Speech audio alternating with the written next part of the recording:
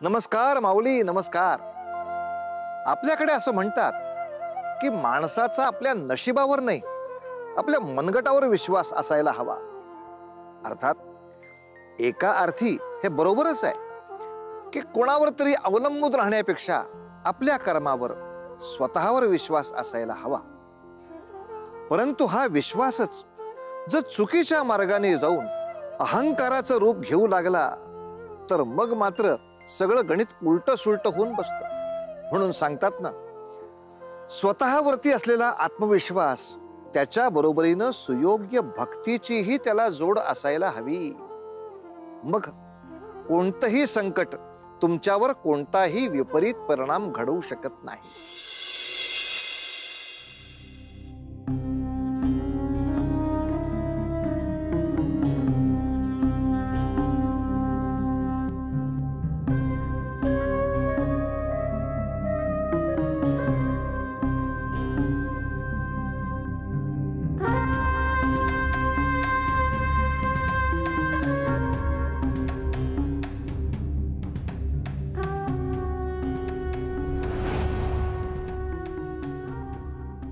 हा महाराजांना भेटणार म्हणजे याच्याकडे धनसंचय निश्चितपणे असेलच.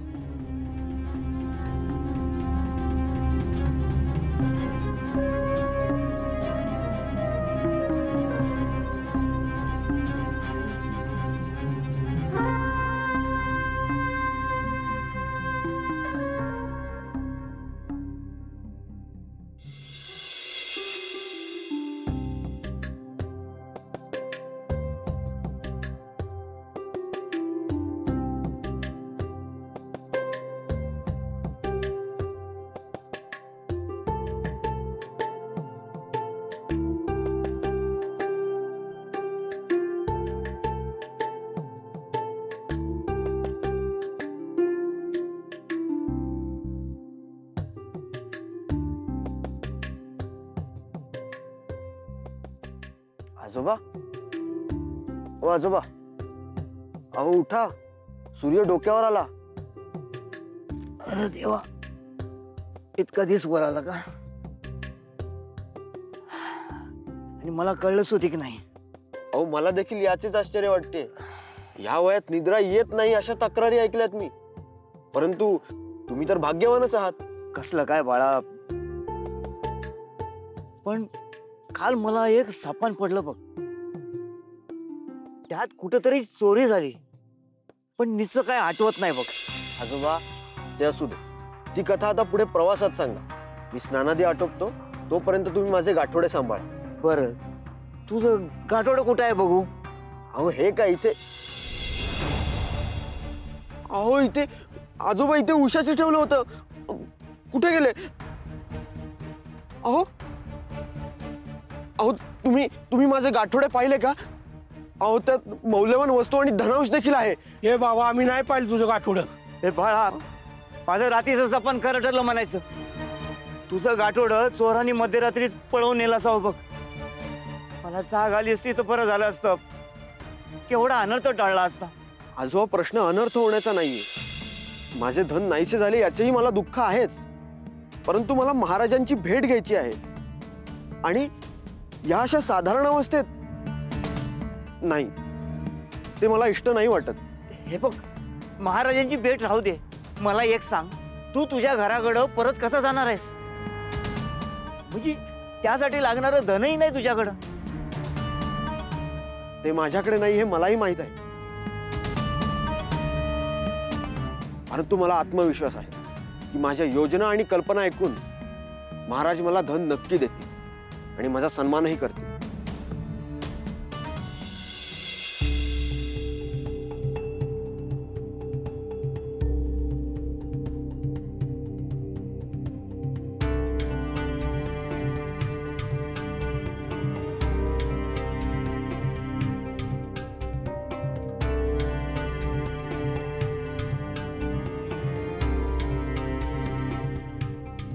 चंद्रिका,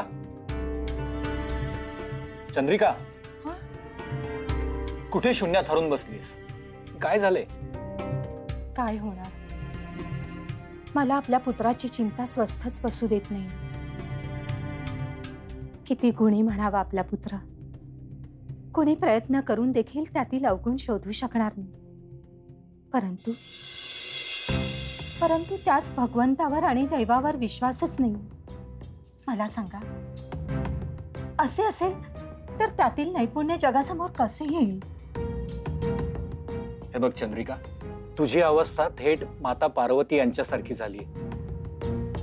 कार्तिक स्वामींच्या वियोगाने त्याही कष्टी झाल्या होत्या, पण ते सर्व देवत्वाचा अवतार आहे.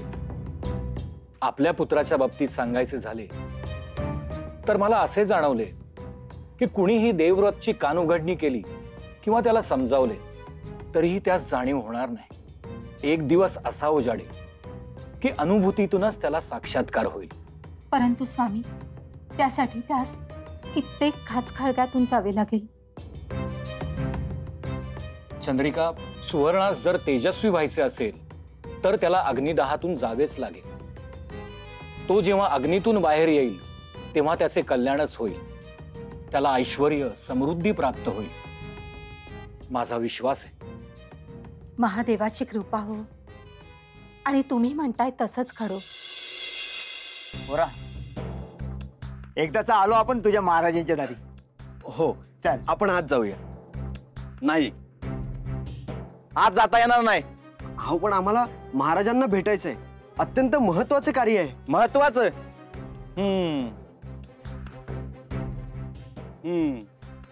इथून सरळ जा आणि डाव्या हातास वळा. अहो, पण महाराज आत असतात ना, मग आम्ही इकडे का जावे? अहो, कारण अन्नछत्र तेथेच आहे आणि भोजनाची व्यवस्था देखील तेथेच केली आहे. अहो, तुमच्यासारखे गरजू पांतस्थ लोक यांनाच आम्ही भोजन देत असतो. गरजू पांथस्थ? आम्ही कोणी सामान्य याचक वाटलो जे येथे भिक्षा मागायला आलो आहोत? आम्हाला महाराजांना भेटायचे आहे. एकदा सांगितलं कळत नाही का? तुझ्यासारख्या भिकाऱ्यांना महाराज भेटणार नाहीत. त्यांना इतर महत्वाची कार्य आहेत. जा इथून. अहो, लेख खरंच सांगतोय हो. एक डाव आम्हासनी आज जाऊ द्या. हे भिकाऱ्या, सरळ चालतो इथून, अन्यथा तुला शिक्षा भोगावी लागेल. हे बघा, मी कोणी भिकारी नाहीये. माझे येथे येण्याचे प्रयोजन अत्यंत निर्मळ आणि व्यवहारपूर्वक आहे. मला आज जाऊ द्या, अन्यथा मला माझ्या बळाचा वापर करावा लागेल. तू जरा जरी एक क्षण जरी इथे थांबलास ना तर तुझ्या देहातून प्राण निघून जाईल. मला महाराजांना भेटायचे आहेच. सोडा, अरे, सोडा. इथून.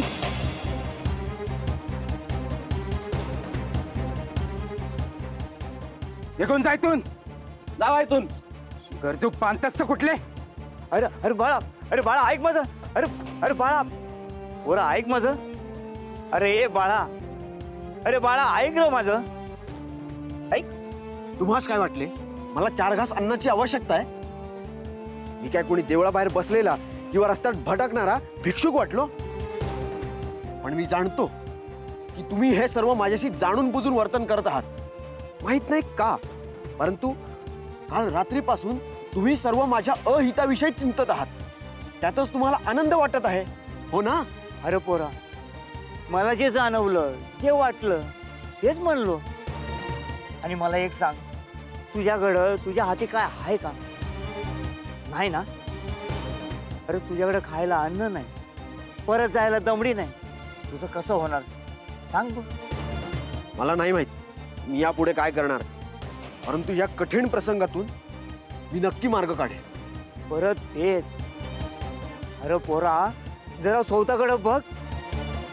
अरे ते तुला भिकारी समजले. त्या कठीण प्रसंगातून मार्ग कसा काढणार सांग ना. अहो, काय झालं हे? काय ही माझी अवस्था? मी कोणाचे काय अहित केले होते की हे भोग माझ्या नशिबी आले? शांत हो पोरा, शांत हो. अरे देवाची करणी. पण एक गोष्ट ध्यानात ठेव, जो चोच देतो ना तोच दाना बी देतो बघ. तू आता काय बी करू नकस, नको प्रयत्न करूस. मान खाली घाल आणि शरण जा. तोच काय तो करेल. चल 2 घास खाऊन घे, काहीतरी मार्ग निघेल तिथं. चल. अहो आम्ही भोजनासाठी आलो होतो. हो बाबा, तुम्हाला मगाशी सांगितलं होतं ना, आता लय वेळ झालाय. आता एकाच व्यक्तीचं अन्न शिल्लक होतं, तो पण जेवाय बसलाय. आता चला निघायच ना आता. ओम नमः शिवाय, ओम नमः शिवाय, ओम नमः शिवाय. कोण असेल तर पाठवून दे, एका व्यक्तीचं भोजन शिल्लक आहे. अरे काय बोलतोस तू? अहो तुम्ही खूप भाग्यवान आहात, तेव्हा एकाच व्यक्तीचं अन्न शिल्लक आहे. कुणीतरी एक जण जावा बघू आणि भोजन करून घ्या पटकन. जा. बघितलंस पोरं, वाटलं होतं जेव्हा समधी दार बंद होत्यात ना, तेव्हा देव एखादी फट किलकिली करून अशी वाट दाखवतो बघ. चल 2 घास खाऊन घेऊ. नाही, नको. याची गरज माझ्यापेक्षा जास्त तुम्हा सर्वांना. मी राहीन उपाशी. अरे एकानं उपाशी राहायचं आणि एकानं ढेकर द्यायचं, असं कुठं असतं वय? त्यापेक्षा आपण समजानी थोडं थोडं खाऊन घेऊ. काय होय. बाळा, आयुष्य असंच असतं बघ, एकमेकांना समजून घ्यायचं असतं. बरं का, आम्ही समधी 1-1 घास खाऊन घेतो, चालेल का? बरं. जावा. चला कर झाले. चला. चला रे, चला. चल बाळा, चल.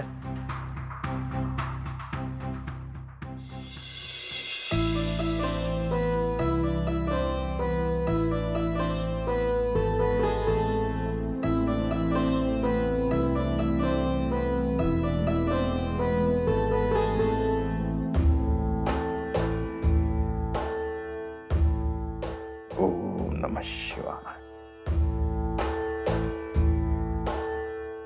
चला, किमान याचे तरी समाधान आहे की आजच्या सोमवारच्या व्रताची पूजा यथासांग संपन्न झाली.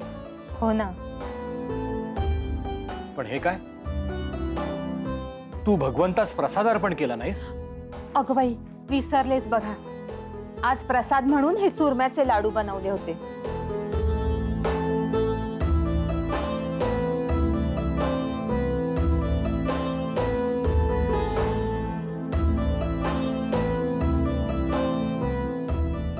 बघ, किमान या व्रताची किमया म्हणून आपला पुत्र कुठल्याही संकटात सापडणार नाही. हो, मलाही तोच विश्वास आहे. महादेवा, जर माझ्या पुत्रास काही इजा झाली, काही हानी झाली ना, तर मी तुझ्या रुसणार आणि निव्वळ रुसणार नाही, तर यापुढे कधीच चुरम्याच्या लाडूचा प्रसाद अर्पण करणार नाही. तू पण ना. अहो हसताय काय? मी अगदी मनापासून सांगते. आपण ज्या परमेश्वराची मनोभावे भक्ती करतो, पूजा करतो, त्याच्याशी अधिकारवाणीने बोलण्यात काही अयोग्य नाही. आणि मला पूर्ण खात्री आहे की महादेव माझं सर्व काही ऐकतात. बर.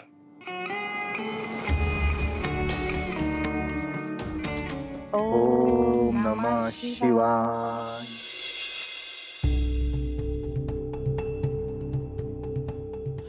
भले तुझी इच्छाशक्ती तीव्र असल, पण तुझ्या लेखी कसलं बी पुण्य नाही बघ. त्यामुळे तुझं इप्सित साध्य होणं कठीण आहे. ओम नमः शिवाय, ओम नमः शिवाय, ओम नमः शिवाय. कोण असेल तर पाठवून दे, एका व्यक्तीचं भोजन शिल्लक आहे.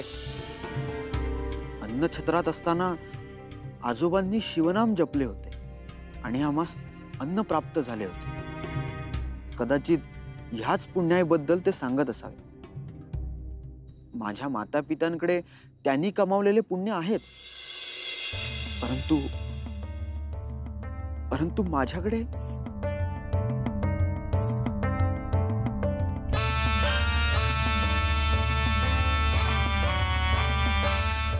प्रभू, प्रत्येक कठीण परिस्थिती ही यथार्थ शिकवण देत असते. आणि या कठीण काळात मी हेच शिकलो आहे की आपल्या आयुष्यात घडलेल्या सर्व घटना ह्या आपल्या हाती नसतात, त्यावर आपले नियंत्रण नसते. आणि त्यामुळे माझ्या मनातली इच्छा पूर्ण करण्यासाठी मी आपले व्रत करेन, 16 सोमवारचे व्रत. ते कितीही कठीण असले तरी मनोभावे पूर्ण करेन.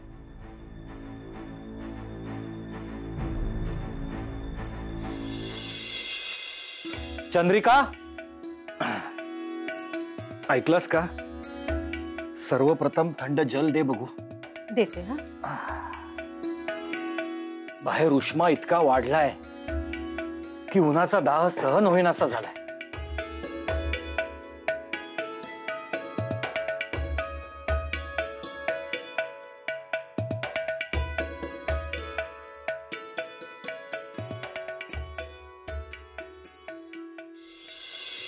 पाहता पाहता ग्रीष्म ऋतू प्रारंभ झाला. अहो, काही लक्षात येतंय का? म्हणजे देवव्रतला या घरातून निरोप घेऊन 4 मासाहून अधिक काळ लोटला. कसे माझ्या ध्यानात नाही आले आजवर. कारण किती झाले तरी तुम्हास मातेचे मन कळायचे नाही. ह्या 4 मासात प्रत्येक क्षण मला त्याची आठवण येत होती. इतके दिवस झाले कुठे असेल, कोणत्या अवस्थेत असेल. व्यथित होऊ नकोस. आपल्याला माहिती आहे ना, तो महाराजांची भेट घ्यायला गेलाय. पण मग महाराजांची भेट घ्यायला एवढा विलंब का व्हावा? की त्यास आपल्या घराची वाटच सापडली नसावी? की त्याच्या जीवास काही धोका निर्माण होऊन त्याचं काही बरं नाही वाईट? चंद्रिका, असा विचार देखील मनात आणू नकोस. अगं, तो असा विचार का करत नाही? त्याच्या कल्पना राजांना आवडल्या असतील, पटल्या असतील, रुजल्या असतील. त्यांनी त्याला दरबारात रुजू केलं असेल. स्वामी, जर असं असेल ना तर सर्वाधिक आनंद मलाच होईल. पण मग तशी कोणती वार्ता त्याने आपल्याला का दिली नसावी? हाही विचार मनात आल्या वाचून राहत नाही. माझ्या मनात भलत्या शंका घर करू लागल्या. माते, देवव्रत, देवव्रत, पुत्र देवव्रत.